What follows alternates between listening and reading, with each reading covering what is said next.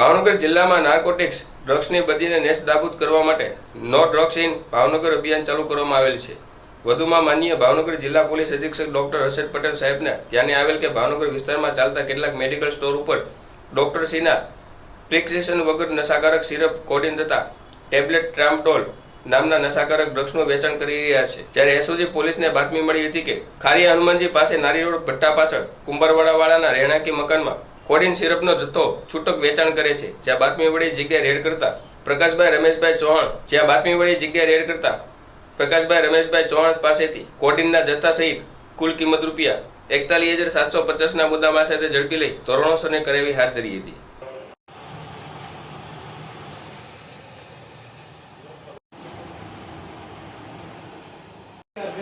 ના એક જ છે।